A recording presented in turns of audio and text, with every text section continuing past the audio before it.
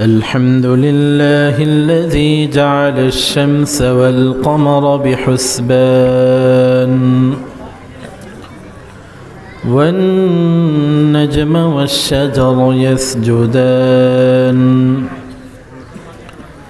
وفضل زمانا على زمان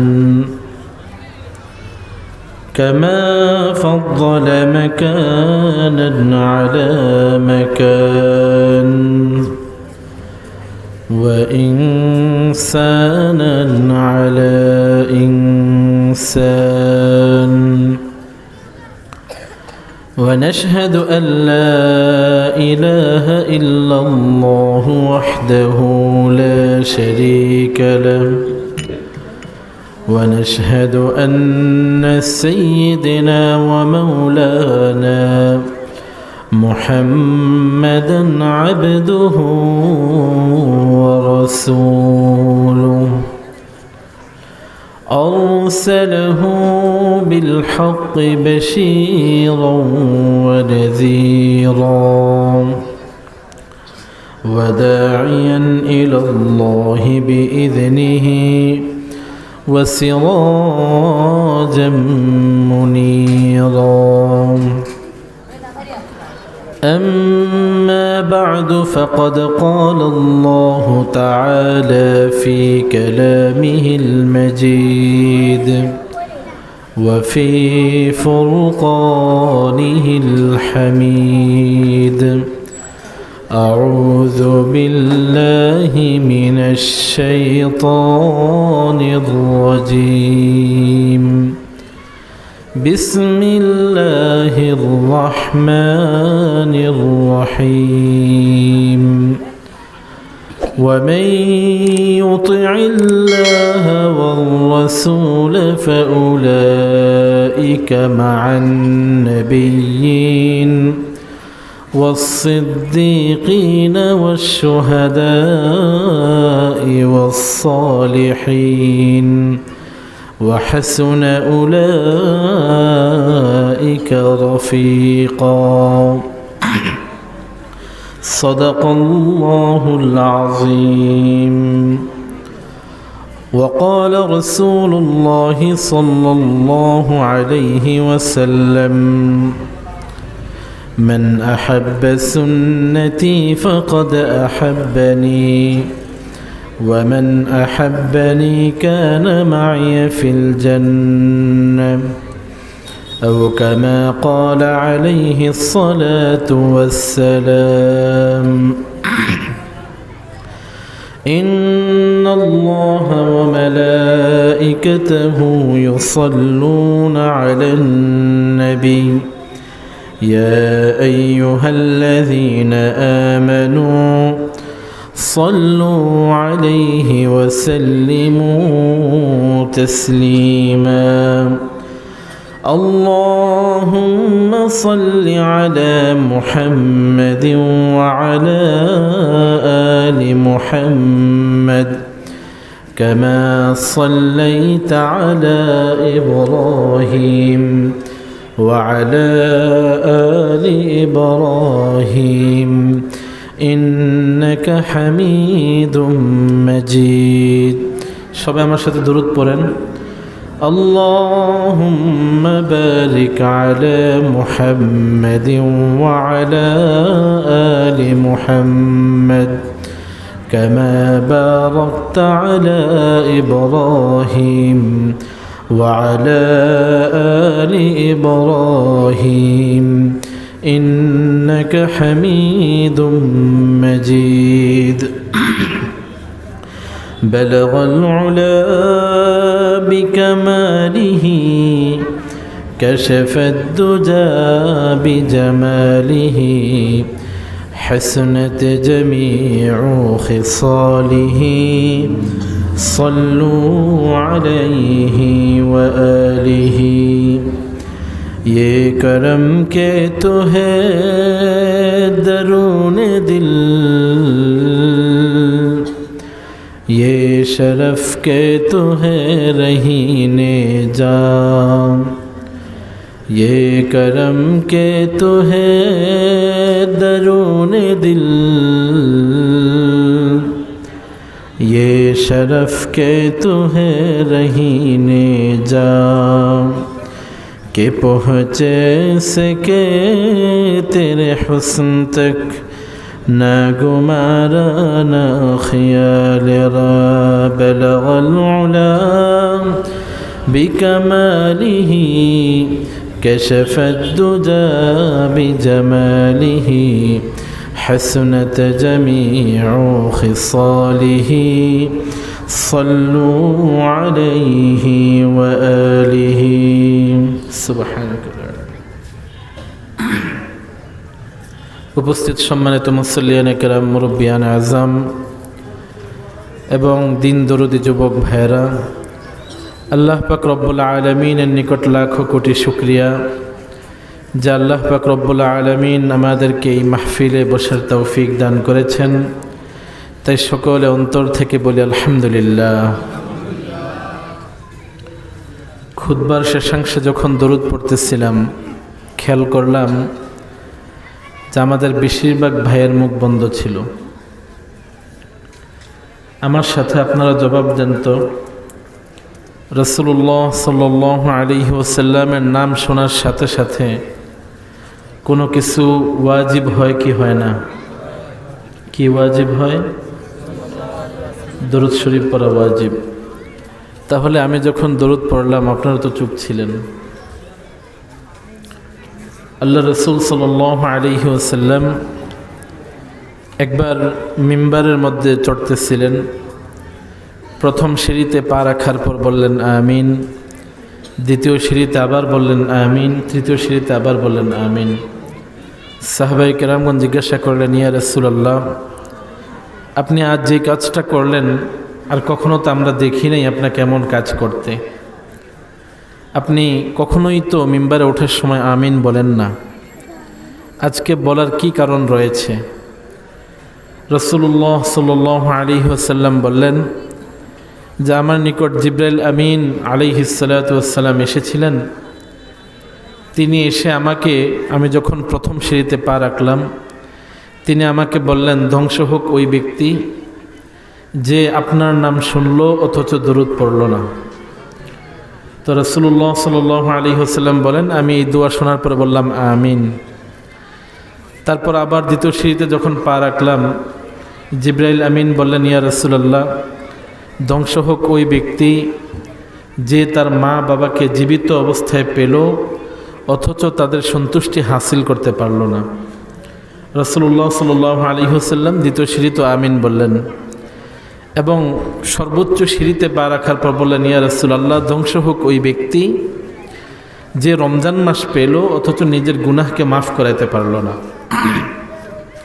এখন বলেন তো, দোয়া করেছেন কে? সাইয়্যিদুল মালায়েকা, ফেরেশতাদের নেতা। আমিন বলেছে কে?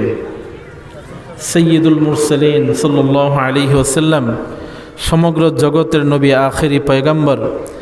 দোয়া করেছেন ফেরেশতাদের সেরা যিনি, আমিন বলেছেন সমগ্র জাহানের সর্বশ্রেষ্ঠ মানব যিনি। এখন বলেন তো, এমন দোয়া কি ফিরে আসার সম্ভাবনা আছে? এজন্য যখনই রাসূলুল্লাহ সাল্লাল্লাহু আলাইহি ওয়াসাল্লামের নাম শুনবেন, মহব্বতের সাথে সাথে সাথে দরুদ শরীফ পড়বেন সাল্লাল্লাহু আলাইহি ওয়াসাল্লাম। আর যখন কোনো মজলিসে দরুদ শরীফ পড়া হবে তখন সাথে সাথে আপনিও পড়বেন, এটাই আপনার উপর ওয়াজিব। আল্লাহ রাসূল সাল্লাল্লাহু আলাইহি ওয়াসাল্লাম বলেন, মান সাল্লা আলাইয়া ওয়াহিদান সাল্লাল্লাহু আলাইহি 10 মাররাত, যে ব্যক্তি আমার উপর একবার দরুদ পড়ল আল্লাহ পাক রব্বুল আলামিন তার উপর 10 বার দরুদ পড়বেন। ওয়া মান সাল্লা আলাইয়া 10 মাররাত সাল্লাল্লাহু আলাইহি 100 মাররাত, যে ব্যক্তি 10 বার দরুদ পড়বে আল্লাহ পাক রব্বুল আলামিন তার উপর 100 বার কি পড়বেন? দরুদ পড়বেন। আর যে ব্যক্তি 100 বার দরুদ পড়বে আল্লাহ পাক রব্বুল আলামিন তার জীবনের গুনাহ খাতাগুলো মাফ করে দেবেন। তো এই জন্য দরুদ যেমনই হোক, যেই দরুদই বলা হোক, পড়তে হবে। আমরা অভ্যাস হয়ে গেছে, আমরা বয়ানের খুতবার সাথে অন্য একটা দরুদ পড়তে পড়তে এতটা অভ্যস্ত হয়ে গেছি যে দরুদের মধ্যে সবচেয়ে ভালো এবং সবচেয়ে উৎকৃষ্ট যে দরুদ, যে দরুদটা আল্লাহ পাক রব্বুল আলামিন নামাজের জন্য বাছাই করেছেন, এই দরুদটা পড়ার সময় আমরা সাথে পড়তে পারি না। আল্লাহ পাক রব্বুল আলামিন আমাদেরকে বুঝার তৌফিক দান করেন। আমি কোরআনে কারীমের একটি আয়াত তেলাওয়াত করেছি। আল্লাহ পাক রব্বুল আলামিন কোরআনে কারীমের মধ্যে বলেন, ومن يطع الله والرسول فأولئك مع الذين أنعم الله عليهم من النبيين والصديقين والشهداء والصالحين وحسن أولئك رفيقا। এই আয়াতের ব্যাখ্যা যাওয়ার পূর্বে আয়াতের শানে নুজুলটা আগে বলি। হযরত আবু হুরায়রা রাদিয়াল্লাহু তাআলা আনহু বলেন, একবার আমরা মসজিদে নববীতে বসে আছি, এক ব্যক্তি আসলো, আসার পর বলল, ইয়া রাসূলুল্লাহ, আমার বাড়িঘর ধন সম্পদ যা কিছু আছে সব কিছু থেকে বেশি আপনাকে মহাব্বত করি। তারপর কতক্ষণ চুপ থেকে সে আবার বলল, ইয়া রাসূলুল্লাহ, আমার মা বাবার থেকেও আমি আপনাকে বেশি মহাব্বত করি। তা আল্লাহ রাসূল সাল্লাল্লাহু আলাইহি ওয়াসাল্লাম তখনও চুপ। ওই সাহাবী আবার বললেন, ইয়া রাসূলুল্লাহ, আমার স্ত্রী, আমার সন্তান, আমার যা কিছু আছে সব কিছু থেকে আমি আপনাকে বেশি মহাব্বত করি। তারপরও আল্লাহ রাসূল সাল্লাল্লাহু আলাইহি ওয়াসাল্লাম চুপ। তারপর সাহাবী বললেন, ইয়া রাসূলুল্লাহ, এমন কি আমি আল্লাহর কসম করে বলতেছি যে আমি আমার নিজেকে যতটা ভালোবাসি তার থেকেও বেশি আমি আপনাকে কি করি? মহাব্বত করি। তো রাসূল সাল্লাল্লাহু আলাইহি ওয়াসাল্লাম এই কথা শোনার পরেও চুপ। তো ওই সাহাবী বললেন, ইয়া রাসূলুল্লাহ, আপনাকে আমি এতটা বেশি মহাব্বত করি, দুনিয়াতে যা কিছু আছে সব কিছু আপনার নামে কোরবান, কিন্তু আমি যখন আখিরাতের কথা চিন্তা করি আমি ভাবি যে আপনি তো নবী, আমরা তো সাধারণ মুসলমান, আমাদের ইন্তেকালের পরে আপনি জান্নাতের সর্বোচ্চ আসনে আসীন থাকবেন, জান্নাতুল ফিরদাউসে থাকবেন। ও নবী, আমার শুধু একটাই চিন্তা হয়, আমি যে আপনাকে এত বেশি ভালোবাসি, আমার মৃত্যুর পরে কি আমি আপনাকে দেখতে পাবো? সুবহানাল্লাহ বলবেন না? যে মহাব্বতের তৃষ্ণা কতটা। ইয়া রাসূলুল্লাহ, দুনিয়াতে তো আপনাকে দেখতেছি, মৃত্যুর পরে কি আমি আপনাকে দেখব না? তো আল্লাহ রাসূল সাল্লাল্লাহু আলাইহি ওয়াসাল্লাম তার কোনো জবাব দিলেন না, তিনি চুপ থাকলেন। ঠিক সেই সময় হযরত জিবরাইল আলাইহিস সালাতু ওয়াস সালাম এই আয়াতটা নিয়ে নাজিল হলেন। আয়াতটা হলো, আউযু বিল্লাহি মিনাশ শাইতানির রাজীম, বিসমিল্লাহির রহমানির রহিম, ومن يطع الله والرسول فأولئك مع الذين أنعم الله عليهم من النبيين والصديقين والشهداء والصالحين وحسن أولئك رفيقا। আল্লাহ পাক রব্বুল আলামিন ওই সাহাবীর প্রশ্ন শোনার পরে জিবরাইল আলাইহিস সালাতু ওয়াস সালামের মাধ্যমে আয়াত নাজিল করে দিলেন, ওয়ামান ইউতি'আল্লাহা ওয়ার রাসূল, যে ব্যক্তি আল্লাহর হুকুমকে অনুসরণ করলো, রাসূলুল্লাহ সাল্লাল্লাহু আলাইহি ওয়াসাল্লামের আদেশকে অনুসরণ করলো, ফাউলাইকা মা'আল্লাযীনা আন'আমা আল্লাহু আলাইহিম মিনান নাবিয়্যিন। আল্লাহ পাক রব্বুল আলামিন বলেন, ওই সমস্ত মুমিন মুমিনা তাদের মৃত্যুর পরে নবীদের সাথে, শহীদদের সাথে, সৎ ব্যক্তিদের সাথে তাদের হাসর হবে। ওই সাহাবী খুশি হয়ে গেলেন। তো এটা তো একটা মাত্র হাদিস বললাম। আরেকটা হাদিসের মধ্যে আমরা পাই যে একবার রাসূলুল্লাহ সাল্লাল্লাহু আলাইহি ওয়াসাল্লাম হযরত ওমর রাদিয়াল্লাহু তাআলা আনহুর হাত এভাবে ধরে হাঁটতেছেন।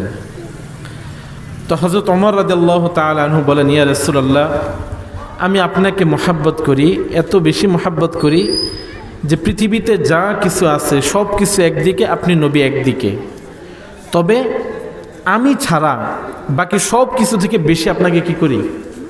মহাব্বত করি। কথাটা বুঝছেন তো? মানে হলো, নবী, আপনাকে মহাব্বত করি, পৃথিবীর সব কিছু একদিকে, আপনি একদিকে, কিন্তু আমার নিজেকেও আমি কি করি? একটু মহাব্বত করি। তো আল্লাহ রসুল সাল্লাল্লাহু আলাইহি ওয়াসাল্লাম বলেন, লা ইয়া উমর, হয় নাই। আল্লাহ রসুল সাল্লাল্লাহু আলাইহি ওয়াসাল্লাম বলেন, উমর শুনে রাখো, যতক্ষণ পর্যন্ত তোমার সন্তান, তোমার আত্মীয় স্বজন, তোমার ধন সম্পদ, এমনকি তোমার নিজের থেকেও আমি মুহাম্মদ তোমার কাছে বেশি প্রিয় না হব, ততক্ষণ পর্যন্ত তুমি কি হতে পারবে না? প্রকৃত মুমিন হতে পারবে না। লা ইউমিনু আহাদুকুম হাত্তা আকুনা আহাব্বা ইলাইহি মিন ওয়ালিদিহি ওয়া ওয়ালাদিহি ওয়ান নাসি আজমাইন। তো হযরত ওমর রাদিয়াল্লাহু তাআলা আনহু কিছুক্ষণ চুপ থাকলেন। চুপ থাকার পর নিজের সাথে নিজে চিন্তা ভাবনা করে তারপর বলেন, আল্লাহ ইয়া রাসূলুল্লাহ, ইয়া রাসূলুল্লাহ, এই মুহূর্তে আমি সিদ্ধান্ত উপনীত হলাম যে আমি আমার নিজের থেকেও বেশি আপনাকে কি করি? মুহাব্বত করি। দেখেন সেই সময় সাহাবারা কতটা সরল ছিলেন। আমরা এখন যে সময় আমাদের পীর বুজুর্গ মাশায়েখ বা এমন কোনো আলেম যার সাথে আমাদের তাল্লুক আছে, অথবা কোনো নেতা, তার সামনে গিয়ে আমরা কি বলি? যা আমি আমার নিজে থেকে আপনারা বেশি কি করি? মুহাব্বত করি। অথচ সামনে থেকে সরে আসলে সেই মুহাব্বত কি আর থাকে না। কিন্তু সাহাবায়ে কেরামগণ কতটা ফ্রেশ দিলের অধিকারী ছিলেন। বলতেছেন, ইয়া রাসূলুল্লাহ, আমি আমার নিজেকে বাদ দিয়ে বাকি যা কিছু আছে তার থেকে বেশি মুহাব্বত করি। তো সাহাবায়ে কেরাম রিদওয়ানুল্লাহি আলাইহিম আজমাইন তারা আল্লাহ রাসূল সাল্লাল্লাহু আলাইহি ওয়াসাল্লামকে এত বেশি মুহাব্বত করতেন, এত বেশি মুহাব্বত করতেন যে তারা তাদের নিজেদেরকে পর্যন্ত উৎসর্গ করে দিত। একজন কবি সাহাবাদের এই নবী প্রেম দেখে একটা কবিতা রচনা করেছিলেন যে, হে নবী, আপনার কথা এতটাই মূল্যবান, আপনার মুখের শব্দ, মুখ থেকে বের হওয়া এক একটা কথা এত বেশি মূল্যবান যে মানুষ তার জান প্রাণ মা বাবা সব কিছু আপনার নামে উজাড় করে দেয়। বিআবি ওয়া উম্মি নাতিকুন ফি লফজিহি সামানুন তুবাউ বিহিল কুলুবু ওয়া তুশতারা।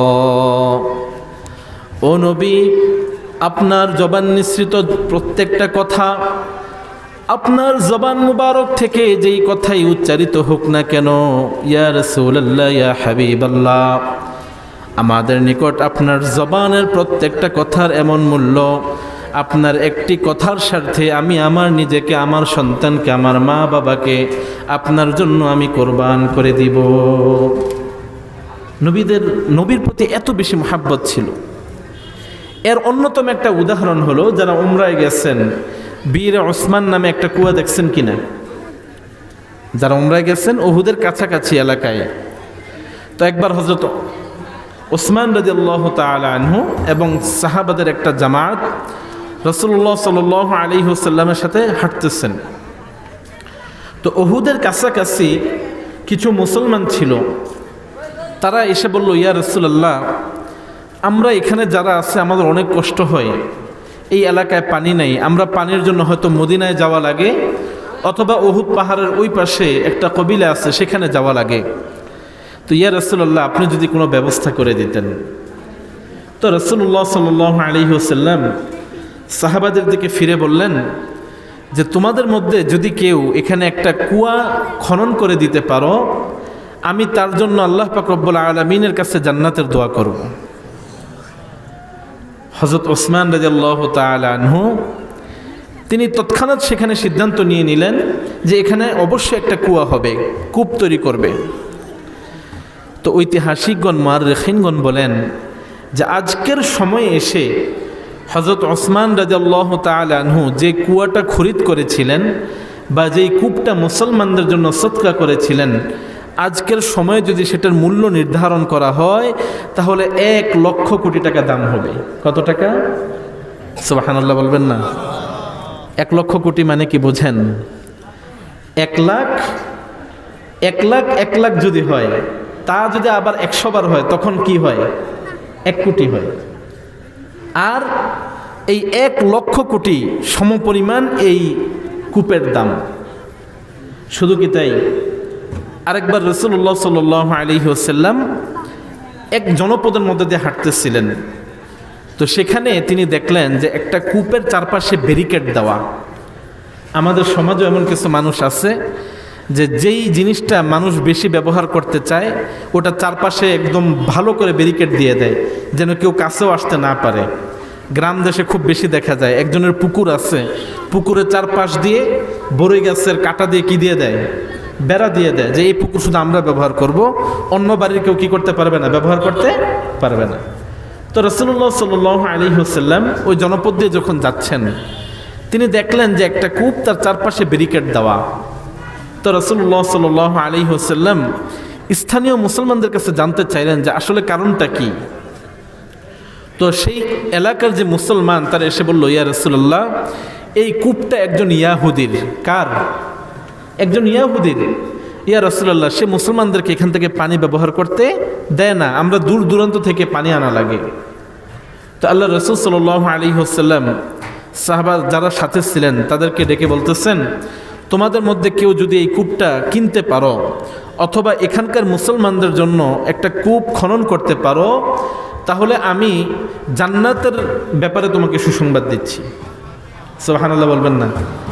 তো সাহাবাই কেরাম তো জান্নাত লাগে না, আল্লাহ রাসূলের মুখের জবানি তাদের জন্য কি যথেষ্ট। তো এক সাহাবী উনি মনে মনে নিয়ত করে ফেললেন, যেই কোনো মূল্যে হোক এই কূপটা কি করব, আমি ওয়াকফ করব। তো ইয়াহুদির কাছে গেল, যাওয়ার পর ইয়াহুদিকে বলতেছে যে তুমি এই কূপটা কত টাকায় বিক্রি করবা। তো ইয়াহুদি বলতেছে, আমি কোনো মুসলমানের কাছে কি করব না, কূপ বিক্রি করব না। তো ওই সাহাবী বললেন যে তোমার কূপ যত টাকা দাম, ধরেন একটা এলাকায় একটা কূপের দাম 1 লক্ষ টাকা। তো সাহাবী বলতেছে, আমি তোমাকে 10 গুণ বেশি মূল্য দিব, তুমি কূপটা আমার কাছে বিক্রি করে দাও। তো ইয়াহুদি জাতি এরা হলো সবচেয়ে নিকৃষ্ট জাতি বর্তমান সময়েও। এদের সার্বিক হালাত হলো এরা সবসময় চিন্তায় থাকে কিভাবে মুসলমানদেরকে বিপদে ফেলানো যায়। এই যে আজকের ফিলিস্তিনের হালাত দেখেন, বা আজকে সমগ্র বিশ্বে মুসলমানদের যে একটা জিল্লতির অবস্থান, এই সব কিছুর পিছনে ইহুদিরা দায়ী। তো ওই ইয়াহুদি বলতেছে যে না, আমি আপনার কাছে কোনো কূপটুপ বিক্রি করতে পারবো না। তো ওই সাহাবী বললেন, শোনো, মদিনার পাশে আমার একটা বড় বাগান আছে, খেজুরের বাগান। তুমি যদি বলো তাহলে ওই খেজুরের বাগানটা আমি তোমাকে দিয়ে দিব, তুমি আমাকে কি দিয়ে দাও, কূপটা দিয়ে দাও। কূপের সাইজ কতটুকু জানেন? কূপটা 1 শতক জায়গার মধ্যেও না, সর্বোচ্চ আপনার 5 থেকে 7 হাত ঘের। আর ওই সাহাবীর যে খেজুর বাগান ছিল, আমরা কিতাবের মধ্যে জানতে পারি যে মদিনার মধ্যে যত বড় বড় খেজুরের বাগান ছিল তার মধ্যে অন্যতম কি ছিল, ওই সাহাবীর খেজুরের বাগান। এবার ইয়াহুদির চোখ লোভে চকচক করে উঠল। সে বলল, সত্যিই কি তুমি তোমার বাগানের বিনিময়ে আমার থেকে কূপটা খরিদ করবে? তো এই সাহাবী বললেন, আল্লাহর কসম, আমার নবীর জাতের কসম করে বলি, যদি তুমি এই কূপটা দাও, শুধু আমার একটা বাগান না, আমার যা কিছু আছে তুমি চাইলে আমি সব দিয়ে দিব। সুবহানাল্লাহ বলবেন না? কোথায় সুবহানাল্লাহ বলতে হবে এটাও আমরা জানি না। তো ওই সাহাবী ওই বাগানের বিনিময়ে শুধু একটা কূপ ক্রয় করে ওয়াকফ করে দিলেন। অথচ মুআররিখিনগণ বলেন যে ওই বাগানটা যদি ওই সময় অন্য কোথাও বিক্রি করত, তাহলে এমন কূপ কয়েকশো সে কিনতে পারত। তো রাসূল সাল্লাল্লাহু আলাইহি ওয়াসাল্লামের জবান থেকে একটা লফজ বের হলে সাহাবাই কেরামগণ পাগল হয়ে যেতেন যে এই লফজটাকে কিভাবে আরোহণ করবেন, কিভাবে এই লফজটাকে তিনি নিজের মধ্যে ধারণ করবেন। আল্লাহ রাসূল সাল্লাল্লাহু আলাইহি ওয়াসাল্লাম বলেছেন যে তোমরা এই দিকে যাও। সাহাবায়ে কেরাম চিন্তাও করেন নাই যে ডানে গেলে কি হবে, বামে গেলে কি হবে, সামনে গেলে কি হবে। আল্লাহ রাসূল বলেছেন এদিকে যাইতে, ওইদিকেই যেতে হবে, তারা সেদিকে রওনা হয়ে গেছে। এটাই হলো আল্লাহ রাসূলের মুহাব্বতের নমুনা। আজকে এই সময় এসে আমরাও বলি আমি আমার নবীকে ভালোবাসি, আমিও বলি, আমিও দাবি করি মুসলমান হিসেবে যে আমি আমার নবীকে আমার নিজের থেকেও বেশি ভালোবাসি। কিন্তু যদি মুহাসাবা করি, নিজের সাথে যদি আমি নিজে কথা বলি যে আমার নবীর সুন্নতগুলো আমি অন্তত আদায় করি কিনা। কারণ আল্লাহ রাসূল সাল্লাল্লাহু আলাইহি ওয়াসাল্লাম বলেন, মান আহাব্বা সুন্নতি ফাকাদ আহাব্বানি ওয়া মান আহাব্বানি কানা মাইয়া ফিল জান্নাহ। রাসূলুল্লাহ সাল্লাল্লাহু আলাইহি ওয়াসাল্লাম বলেন, মান আহাব্বা সুন্নতি, যেই ব্যক্তি আমার সুন্নতকে মোহাব্বত করলো ফাকাদ আহাব্বানি, সে যেন আমাকে মোহাব্বত করলো। ওয়ামান আহাব্বানি কানা মাইয়া ফিল জান্নাহ, আর যে ব্যক্তি আমাকে মোহাব্বত করলো ওই ব্যক্তি আমার সাথে জান্নাতে অবস্থান করবে। তাহলে শুধু মুখে বললেই ভালোবাসা হয়ে যাবে? হাদিস স্পষ্ট, মান আহাব্বা সুন্নতি, যে আমার সুন্নতকে মোহাব্বত করবে ফাকাদ আহাব্বানি, মানে আল্লাহর রাসূলকে ভালোবাসবেন, আল্লাহর রাসূলের সুন্নতকে প্রত্যাখ্যান করে এই ভালোবাসার কোনো কি নাই, মূল্য নাই। উদাহরণস্বরূপ বলি, আপনারা অনেকেই বাবা আছেন, আপনার সন্তান আছে। এখন প্রত্যেকটা বাবা চায় যে আমার সন্তান ভালোভাবে পড়ালেখা করুক, নামাজ রোজা করুক, নীতিবান হয়ে গড়ে উঠুক, এলাকার 10টা মানুষ যেন আমার ছেলের দিকে তাকায় বলে মাশাআল্লাহ, ছেলেটা কি হয়েছে, একদম যোগ্য একটা সৎ ছেলে হিসেবে গড়ে উঠছে। এখন আপনি চান আপনার ছেলে সবসময় নীতির উপর চলুক, সৎপথে চলুক, আপনার কথা মেনে চলুক। এখন যদি আপনার ছেলে আপনার কথা না শুনে, আপনি বলছেন যে বাবা স্কুলে যাও, সে গেল না। আপনি বললেন বাবা মাদ্রাসায় যাও, সে গেল না। নামাজের সময় বললেন বাবা চলো নামাজ পড়ে আসি, সে আপনার সাথে নামাজে গেল না। এরকমভাবে আপনার প্রত্যেকটা আদেশ সে অমান্য করলো। আর ধরেন বৎসরে একদিন ফাদার্স ডে আছে না, ফাদার্স ডে চিনেন তো, মাদার্স ডে, ফাদার্স ডে, তো পিতা দিবসে এসে এক গাঁটটি ফুল নিয়ে আপনার সামনে আসছে, আয়সা বলতেছে বাবা আমি তোমাকে ভালোবাসি। আপনি কি তার ভালোবাসা গ্রহণ করবেন, নাকি চিন্তা করবেন যে দরজার বাহির থেকে জুতাটা নিয়ে তার কতক্ষণ সাইজ করি? সারা বছর আমার কথা শোনার নাম নাই, আমি ডাইনে যেতে বললে বামে যাস, ঘরে 10টার আগে আসতে বলি রাত্রে বসে বসে বন্ধুর সাথে গাঁজা খাস, আর এখন বৎসরে একদিন আসছো তো আমাকে ভালোবাসার কথা জানানোর জন্য। বলেন তো এমন ভালোবাসার দাম আছে না নাই? কোনো দাম আছে? বরঞ্চ এভাবে যদি কয়েক বৎসর চলে, ওই বাবা বলবে, পুরো এলাকাকে ডাক দিয়ে বলবে এই ছেলেকে আমি ত্যায্য করছি, ও যেন সামনে আমাকে আর কখনো বাবা হিসেবে কি না দেয়, পরিচয় না দেয়। এবার আসেন, আল্লাহর রাসূলকে ভালোবাসি, আল্লাহর নবীকে মহাব্বত করি। বৎসরের 365টা দিন আল্লাহর রাসূলের কয়টা সুন্নতকে আপনি আঁকড়ে ধরলেন, কয়টা সুন্নতকে আপনি মহাব্বত করলেন? আপনি যখন খাবার খাচ্ছেন আপনি রাসূলের কথা অনুযায়ী খাচ্ছেন তো? আপনি যখন কামাই রোজগার করতেছেন রাসূল সাল্লাল্লাহু আলাইহি ওয়াসাল্লামের কথা অনুযায়ী কামাই করতেছেন তো? আপনি যখন চলাফেরা করতেছেন, মুআশারা মুআমালা আল্লাহর রাসূল যেভাবে বলেছেন সেভাবে করতেছেন তো? এখন আসেন, আপনি মুহাসাবা করেন নিজের সাথে, আমি ঘুম থেকে উঠলাম, কখন উঠলাম? আল্লাহর রাসূল কখন উঠতেন? রাসূল সাল্লাল্লাহু আলাইহি ওয়াসাল্লাম উম্মতকে কখন ওঠার জন্য বলছেন? আমি ঘুম থেকে কখন উঠি? আল্লাহ রাসূল সাল্লাল্লাহু আলাইহি ওয়াসাল্লাম তার দিনটাকে কিভাবে শুরু করতেন? আমি তার উম্মত হয়ে আজকে কিভাবে দিন শুরু করলাম? আমার নবী মুহাম্মদ সাল্লাল্লাহু আলাইহি ওয়াসাল্লাম জোহরের আজান হলে কি করতেন, আমি কি করতেছি? আসরের আজান শুনলে আমার নবী কি করতেন, আমি কি করতেছি? মাগরিবের আজান হলে আমার নবী কি করতেন, আমি কি করতেছি? আমার নবী কোন পোশাকে চলাফেরা করতেন, আমি কোন পোশাক নিয়ে চলাফেরা করতেছি? আমার নবী কোন তরিকার খাবার খেতেন, আমি কোন তরিকায় খাবার খাচ্ছি? আমার নবী কোন তরিকায় আমল করতেন, আমি কোন তরিকায় আমল করতেছি? আমার রাসূলের বেশভূষা কেমন ছিল, আমার বেশভূষা কেমন? আমার নবীর পাশে যদি দাঁড় করানো হয় কেউ দেখে বলবে কিনা যে আমি তার নবীর উম্মত? মুহাসাবা করেন নিজের সাথে। রাসূলকে ভালোবাসি বললেই তো ভালোবাসা হয়ে যায় না। বৎসরে একবার 12 রবিউল আউয়াল মুহাব্বতের স্লোগান দেন, বাকি 365 দিন আপনার মুহাব্বত কোথায় থাকলো? আপনার মুখের দাড়ি কোথায় গেল? আপনার চলাফেরায়, আপনার পোশাকে, আপনার আশাকে, আচার আচরণে রাসূলের মুহাব্বতের বহিঃপ্রকাশ কোথায় থাকলো? এই জন্য রাসূলকে ভালোবাসার জন্য মুখে বলাটা কি না যথেষ্ট না।